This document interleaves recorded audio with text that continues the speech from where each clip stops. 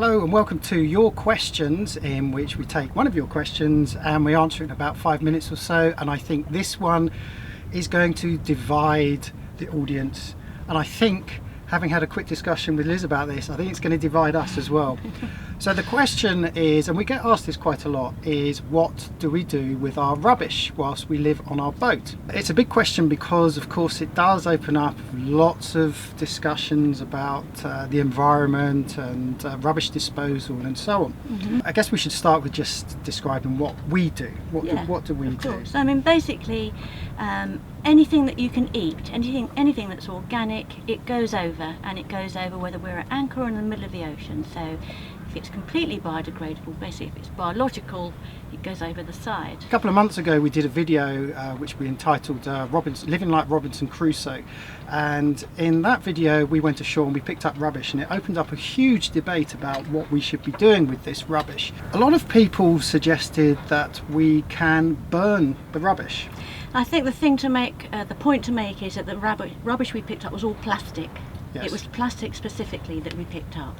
Having said that, people are suggesting that you can burn plastic. Now, when we came to Tierman, which is where we are now, we came via a little island called Tingi, and we had 4 or 5 bags of rubbish, and it wouldn't have been fair to have taken that rubbish ashore there, because it has a population of what, 50, 100 people.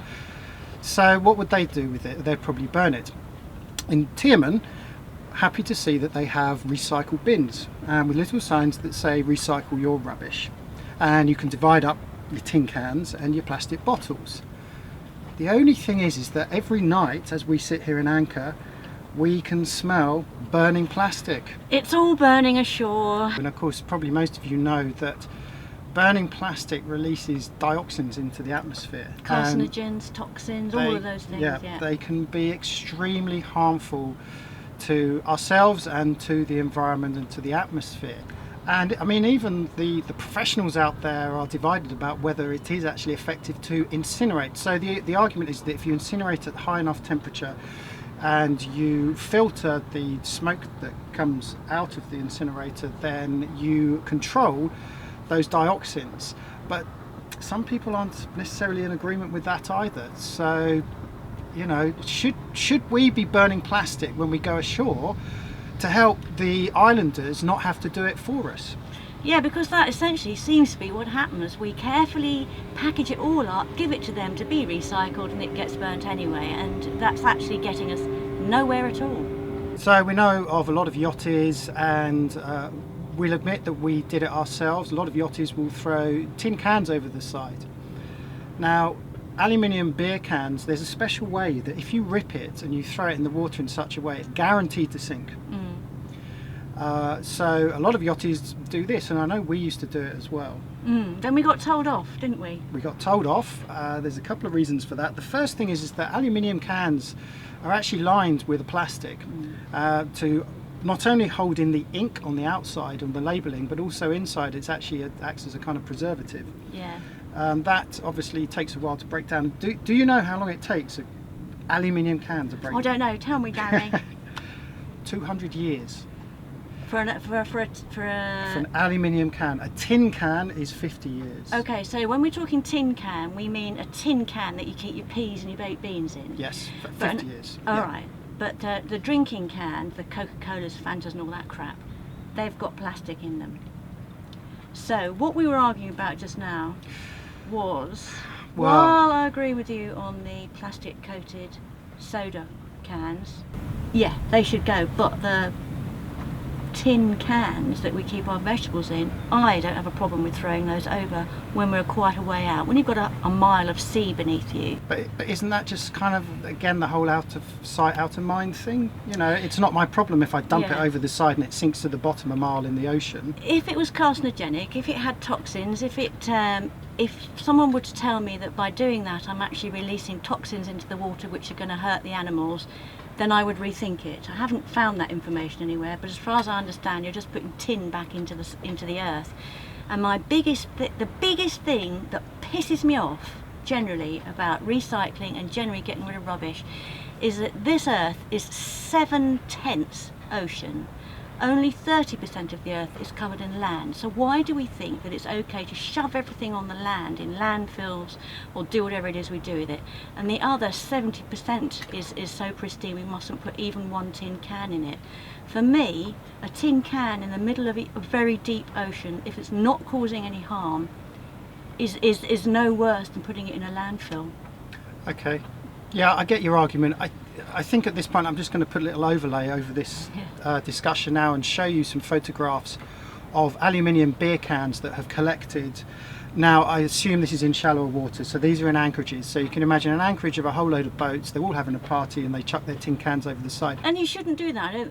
You know, definitely you shouldn't put anything in the harbour or where you're anchored, nothing except for foodstuffs. Nothing else goes in there because it will just rest there. But when you've got a mile of ocean beneath you, okay, it will rest at the bottom, but it will gradually disintegrate and it will eventually go back to tin and to its elements, as long as it doesn't cause harm to the animals. And I do know that some environmentalists say that some things, for instance glass or things that are not harmful, will act as little homes for some sea creatures. So, you know, I think we've got to be very careful about what we do and we don't throw over the side, and what we do and we don't put in the earth. It's the same thing. Glass is an interesting one because we attempted to smash the glass on the bow of the boat to break it up. It's a bit dangerous though, because you get glass splinters all over the deck. So do you then just fill up the glass from the tap, fill it up and throw it over the side for it to sink to the bottom? Personally, I haven't got a problem with glass going into the ocean. Again, it needs to be a way out. Because when I was little, I used to collect the glass, the bits of glass that used to end up on the beach, and they'd have been rolled in the surf, and they've got that gorgeous, lovely texture, and they're all rounded and pretty in lots of different colours. You used to get them all over the beaches in the UK. You just don't see little bits of glass anymore, and that's because we're all using plastic. Did you know glass though, they can't actually even decide how long it takes to break down.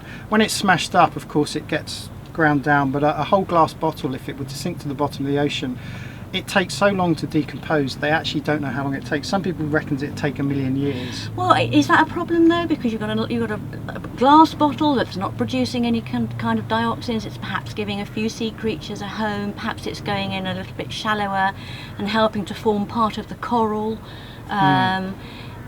Isn't glass made from sand in the first place? Yes, it is. Some other interesting facts just on decomposition. So cigarette butts between 1 to 5 years, tin cans 50 years, aluminium cans 200 years, plastic beverage holders. Now these things are an evil. These things, you know, the when you get a 6-pack of beer. Oh yes. And they take 400 years. Yes. 400 years to decompose. Now, plastic does decompose in the water. Yeah.